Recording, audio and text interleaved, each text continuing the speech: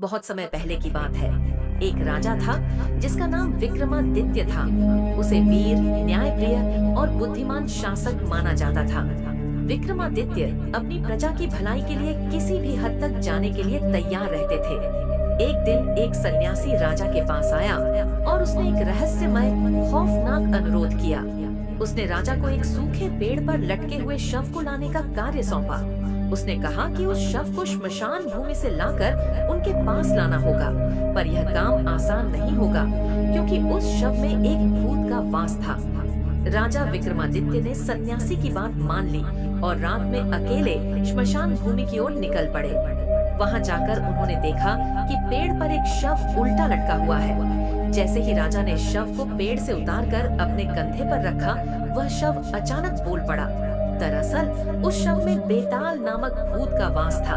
बेताल ने राजा से कहा कि यदि वह उसे बिना बोले अपने स्थान तक ले गए तो वह शांति से जाएगा, पर अगर राजा ने कुछ कहा तो वह तुरंत पेड़ पर लौट जाएगा।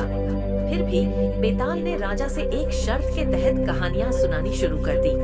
बेताल हर बार एक नई कहानी सुनाता और अंत में राजा से एक प्रश्न पूछता।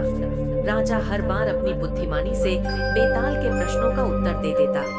जैसे ही राजा जवाब देता, बेताल फिर से पेड़ पर लौट जाता। राजा ने कई रातों तक यही प्रयास किया।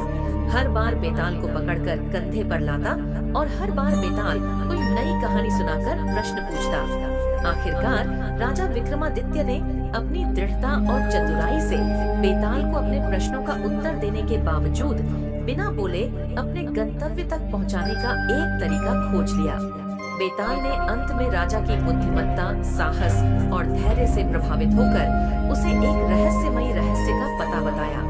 उसने राजा को सन्यासी के असली इरादों के बारे में भी बताया।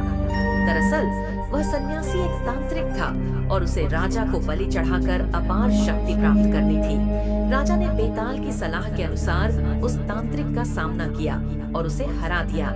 इसके बाद राजा विक्रमादित्य और अधिक प्रसिद्ध हो गए और उनकी वीरता और चतुराई की कहानियां दूर दूर तक फैल गईं। इस तरह एक राजा और भूत की यह रहस्यमयी कहानी एक अद्भुत रहस्य और बुद्धिमानी की मिसाल बन गई। राजा विक्रमादित्य एक महान, न्यायप्रिय और पराक्रमी राजा के रूप में जाने जाते हैं, जिनकी कहानियां भारत के प्राचीन इतिहास और लोक कथाओं में सुनाई जाती है। ऐसा माना जाता है कि विक्रमादित्य का शासनकाल अत्यंत समृद्ध और सुख समृद्धि से भरा हुआ था। वे केवल एक बहादुर योद्धा ही नहीं, बल्कि दयालु, न्यायप्रिय और विद्वानों के संरक्षक भी थे।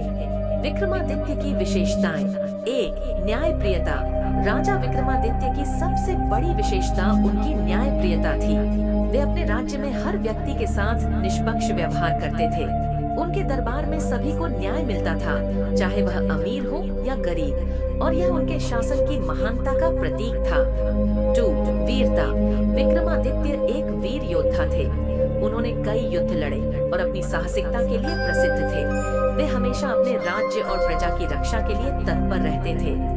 3. विद्वानों के संरक्षक। विक्रमादित्य विद्वानों के संरक्षक माने जाते थे। उनके दरबार में 9 प्रसिद्ध विद्वान थे, जिन्हें नवरत्न कहा जाता था। इन नवरत्नों में से कालिदास, जो महान कवि और नाटककार थे, सबसे प्रसिद्ध थे। 4. बेताल पच्चीसी। विक्रमादित्य की प्रसिद्धि का एक और कारण बेताल पच्चीसी की कहानियां हैं।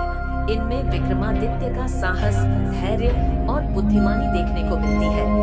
इन कहानियों में विक्रमादित्य को बेताल नामक एक भूत से मिलते हैं, जो राजा को कई कहानियां सुनाता है और उनसे कठिन प्रश्न पूछता है।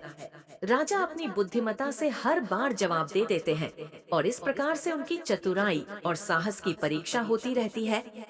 5. वैभव और समृद्धि का प्रतीक। विक्रमादित्य का राज्य वैभव, सुख, शांति और समृद्धि का प्रतीक था। उन्होंने अपने राज्य में सभी तरह के कलाओं को प्रोत्साहन दिया और उनका शासन काल सांस्कृतिक उन्नति का युग माना जाता है। विक्रमादित्य की लोक कथाएं और लोकप्रियता। विक्रमादित्य के चरित्र को लेकर कई कहानियां और लोक कथाएं प्रचलित हैं। इनमें से सबसे प्रसिद्ध है बेताल पच्चीसी और सिंहासन बत्तीसी की कहानियां। सिंहासन बत्तीसी की कथाओं में यह माना गया है कि विक्रमादित्य के सिंहासन में 22 पुतलियां होती और प्रत्येक पुतली में उनके गुणों की एक कहानी छुपी हुई थी। इन कथाओं में राजा विक्रमादित्य का न्याय, उदारता और प्रजावत्सलता का वर्णन मिलता है। विक्रमादित्य भारतीय इतिहास और संस्कृति में महानता और आदर्श राजा का प्रतीक है। उनकी कथाएं आज भी लोगों के लिए प्रेरणा स्रोत हैं और भारतीय लोक कथाओं में विशेष स्थान रखती हैं।